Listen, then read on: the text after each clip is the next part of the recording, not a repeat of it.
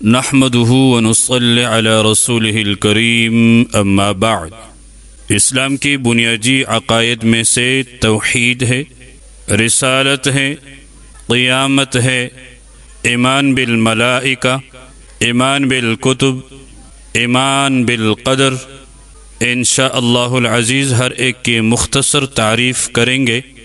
سب سے پہلے توحید کا لغوی معنی ہے واحد، یعنی کسی چیز کو ایک ماننا۔ توحید کی شرعی معنی ہے اللہ تعالیٰ کو ذات، صفات اور عبادات میں یکتا ماننا اور اس کے ساتھ کسی کو شریک نہ کرنا، جیسا کہ سورۃ الاخلاص میں آتا ہے قل هو اللہ احد۔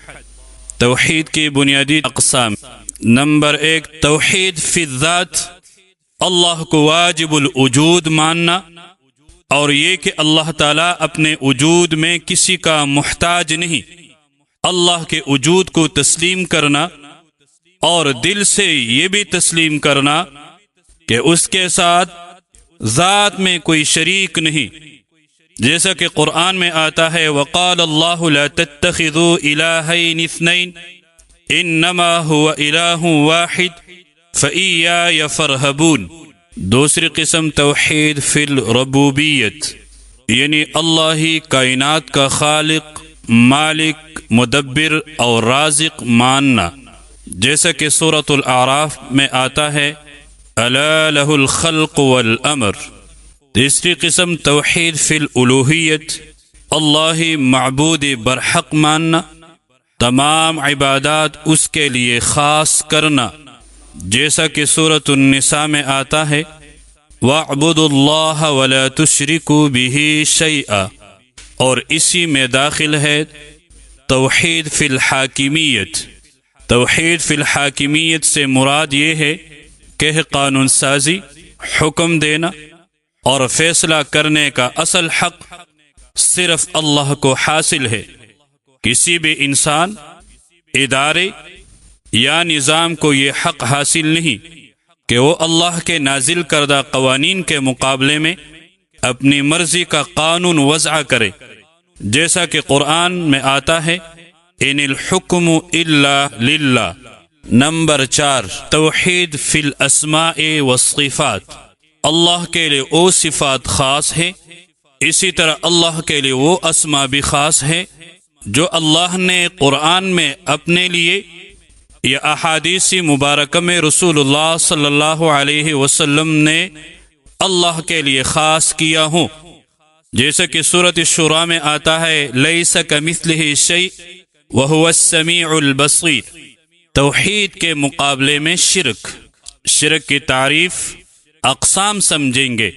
شرک یہ عربی کا لفظ ہے، شرک سے ماخوذ ہے، جس کے معنی ہے کسی کو شریک بنانا، حصہ دار بنانا، اور شریعت میں شرک کہتے ہیں اللہ تعالیٰ کے ساتھ ذات، صفات، افعال یا عبادات میں کسی کو شریک ٹھہرانا شرک کہلاتا ہے، اور جس کا عقیدہ شرکیہ ہو اور جس کا خاتمہ شرک پہ ہو جائے تو ہمیشہ کے لیے جہنم میں رہیں گے اور جنت اس پر حرام ہے، جیسا کہ قرآن میں آتا ہے ان اللہ لا یغفر ان یشرک بہ ویغفر ما دون ذلک لمن یشاء ان اللہ حرم علیہ الجنہ ومأواہ النار۔ شرک کی بڑی اقسام: شرک فی الذات، یعنی ذات میں شرک کرنا، یہ عقیدہ رکھنا کہ اللہ کے ذات کے ساتھ دوسری ذوات بھی خدائی میں شریک ہے۔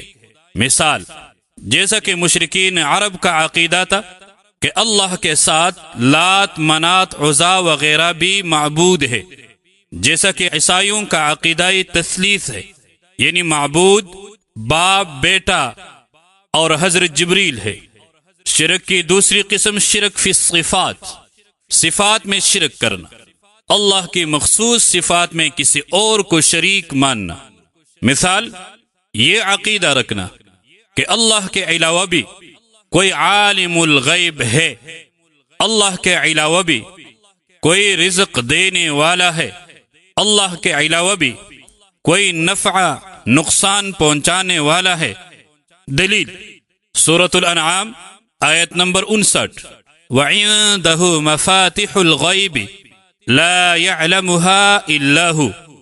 شرک کی تیسری قسم شرک فی الافعال، افعال میں شرک کر، یہ عقیدہ رکھنا، یہ ماننا کہ اللہ کے ساتھ کوئی اور بھی کائنات کے نظام کو چلا رہا ہے یا کائنات کے پیدا کرنے میں شریک ہے، جیسا کہ مشرکین کا عقیدہ تھا کہ فرشتے ستارے کائنات کے نظام کو چلا رہے ہیں۔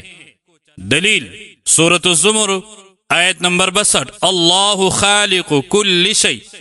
چوتھی قسم شرک فی العبادات، عبادت میں شرک کرنا، اللہ کے علاوہ کسی اور کی عبادت کرنا یا عبادت کی کسی عمل کو اللہ کے علاوہ کسی کے لیے مخصوص کرنا۔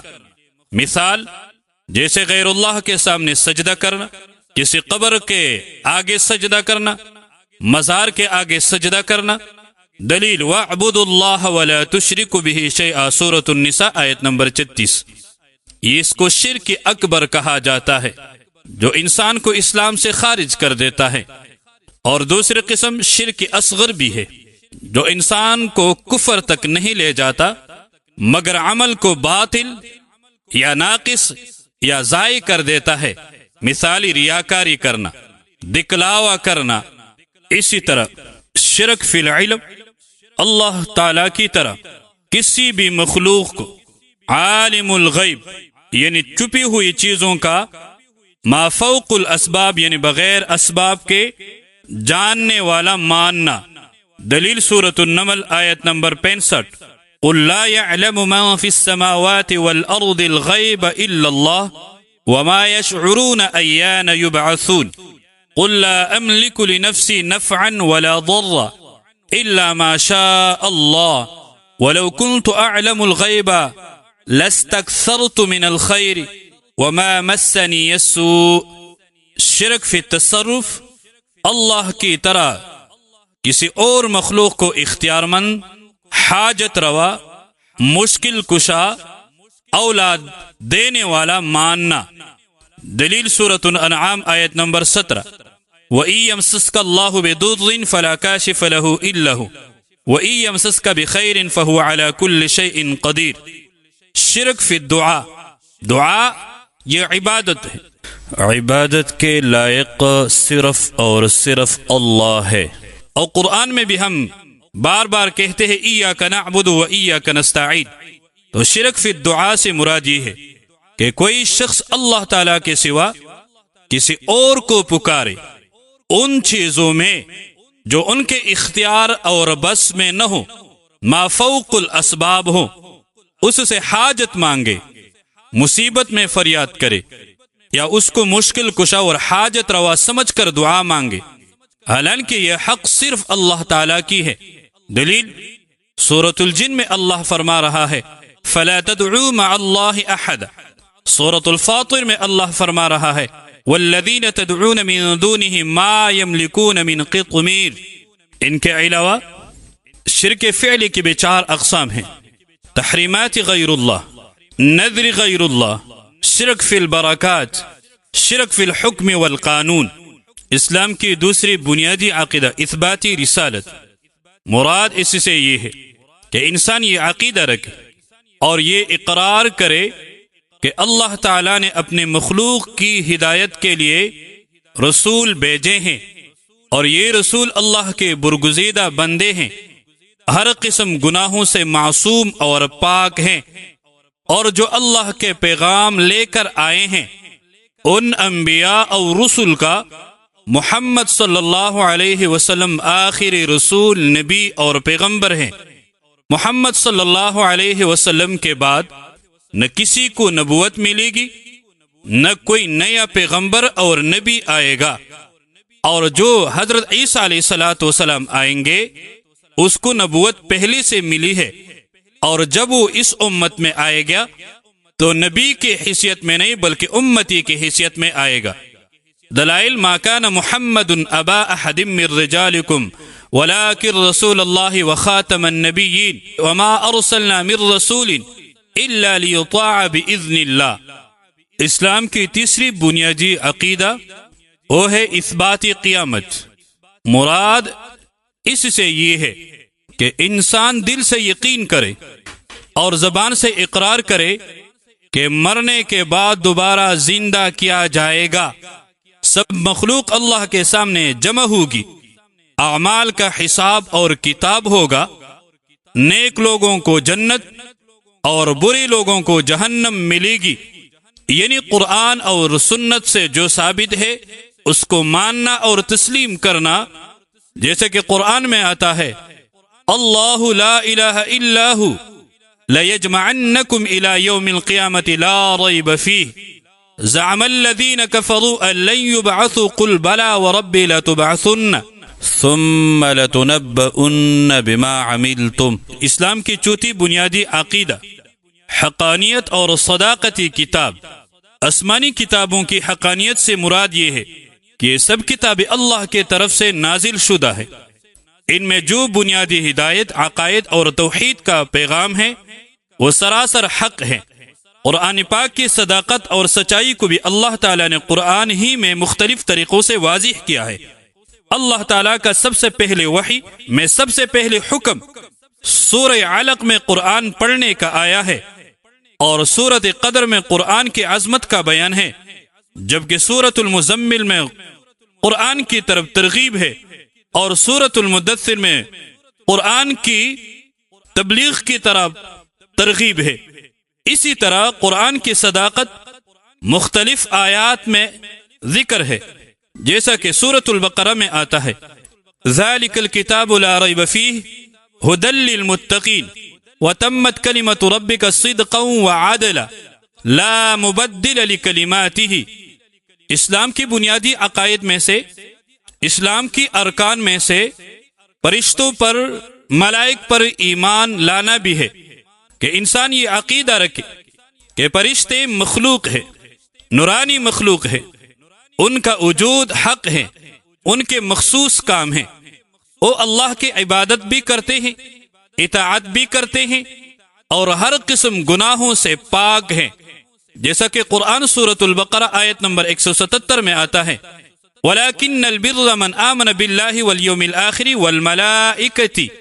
اسی طرح آیت نمبر 255 میں ہے كُلٌّ آمَنَ بِاللَّهِ وَمَلَائِكَتِهِ وَكُتُبِهِ وَرُسُلِهِ۔ اسلام کی بنیادی عقائد میں سے، اسلام کے ارکان میں سے ایمان بالقدر بھی ہے۔ ایمان بالقدر کا مطلب یہ ہے، یہ یقین رکھنا، عقیدہ رکھنا کہ ہر چیز اللہ کے علم، ارادے اور فیصلے کے مطابق ہے، جو کچھ ہوا، ہو رہا ہے اور ہوگا، سب اللہ کے علم میں ہے، جیسا کہ قرآن میں آتا ہے سورۃ القمر آیت نمبر 49 اِنَّا كُلَّ شَيْءٍ خَلَقْنَاهُ بِقَدْرٍ۔ سورۃ الحدید آیت نمبر 22 مَا أَصَابَ مِن مُّصِيبَةٍ فِي الْأَرْضِ وَلَا فِي أَنفُسِكُمْ إِلَّا فِي كِتَابٍ مِّن قَبْلِ أَن نَّبْرَأَهَا